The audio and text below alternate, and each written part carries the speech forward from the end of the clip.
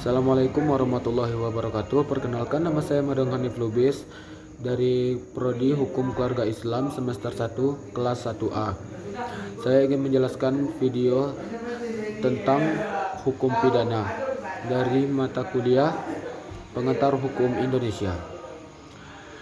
Hukum pidana adalah bagian dari hukum publik yang mengatur tentang perbuatan-perbuatan yang dilarang, ancaman sanksinya, serta syarat-syarat pemindaannya bagi pelaku. Tujuannya untuk melindungi kepentingan masyarakat, negara, dan individu agar tercipta ketertiban serta keadilan sosial. Lalu yang kedua, ada fungsi dan tujuan hukum pidana. Fungsi dari hukum pidana sendiri yaitu yang pertama menentukan perbuatan yang dilarang, yang kedua menetapkan sanksi bagi pelanggar, dan yang terakhir yaitu mengatur mekanisme penegakan dan pelaksanaan hukuman. Lalu tujuan dari hukum pidana, yang pertama mencegah kejahatan atau fungsi preventif. Lalu yang kedua ada memberikan penderitaan, fungsi represif sebagai balasan atas perbuatan salah. Lalu yang terakhir ada memperbaiki dan membina pelaku agar kembali ke masyarakat. Lalu yang ketiga ada sumber hukum pidana.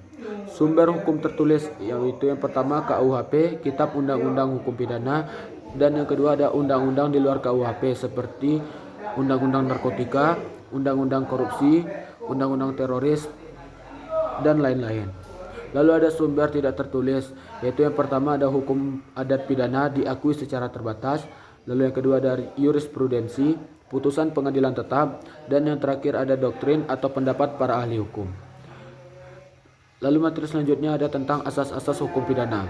Yang pertama, asas legalitas, nullum delictum nulla poena sine praevia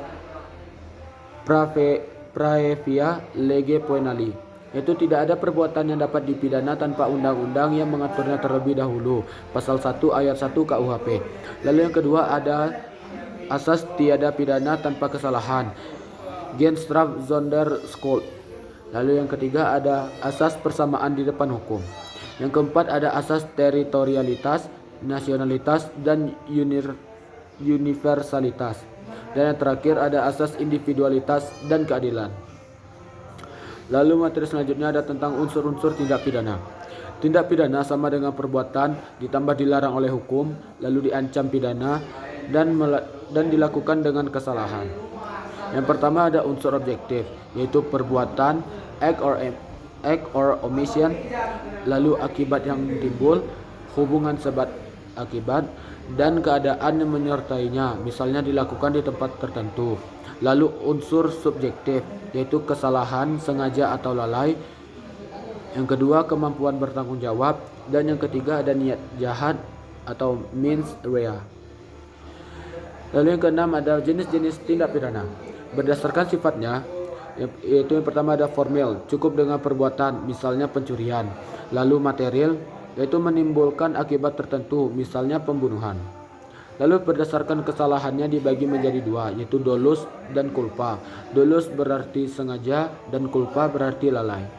Lalu yang ketiga berdasarkan berat ringannya, dibagi menjadi dua, yaitu pertama kejahatan, misdriven, lalu pelanggaran, overtredingen.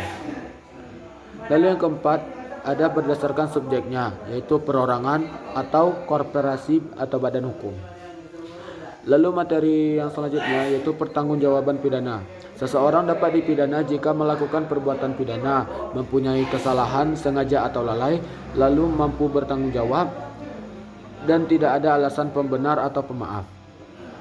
Alasan pembenar, yang pertama pembelaan terpaksa atau nutwir, lalu perintah jabatan, dan yang ketiga ada keadaan darurat. Alasan pemaaf, tidak mampu bertanggung jawab, gila, atau belum cukup umur. Lalu yang kedua ada daya paksa, overmatch, dan yang ketiga ada kesalahan yang dapat dimaafkan.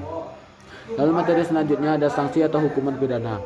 Menurut KUHP pasal 10, hukuman dibagi menjadi dua. Yang pertama ada pidana pokok. Pidana pokok berisi tentang pidana mati, penjara, kurungan, dan denda. Lalu yang kedua ada pidana tambahan, yaitu pencabutan hak tertentu, perampasan barang tertentu, dan pengumuman putusan hakim. Lalu materi yang kesembilan ada tentang tahapan penegakan hukum pidana, yaitu yang pertama penyelidikan dan penyidikan oleh polisi. Lalu yang kedua ada penuntutan oleh jaksa, Yang ketiga ada pemeriksaan dan putusan oleh pengadilan, dan yang terakhir ada pelaksanaan pidana oleh lembaga permasyarakatan.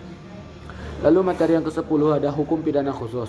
Selain KUHP, ada hukum pidana di luar KUHP seperti Undang-Undang Pemberantasan Tindak Pidana Korupsi atau Tipikor, lalu ada Undang-Undang Pemberantasan Terorisme. Yang ketiga ada Undang-Undang Narkotika.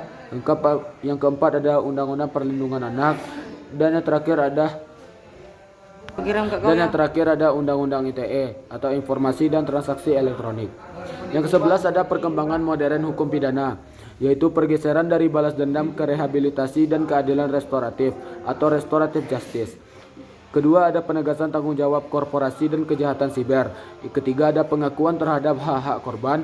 Lalu yang terakhir ada reformasi KUHP baru, KUHP nasional tahun 2023 yang memperbarui banyak konsep klasik. Kesimpulannya adalah hukum pidana adalah sistem aturan yang berfungsi menjaga ketertiban masyarakat dengan cara menentukan mana perbuatan yang dianggap melanggar, menetapkan sanksi, serta mengatur pertanggungjawaban pelaku. Ia bukan hanya alat pembalasan, tetapi juga sarana perlindungan, pencegahan, dan pembinaan demi keadilan sosial. Mungkin sekian video saya tentang mata kuliah pengantar hukum Indonesia tentang hukum pidana. Wabillahi taufiq wal hidayah. Wassalamualaikum warahmatullahi wabarakatuh.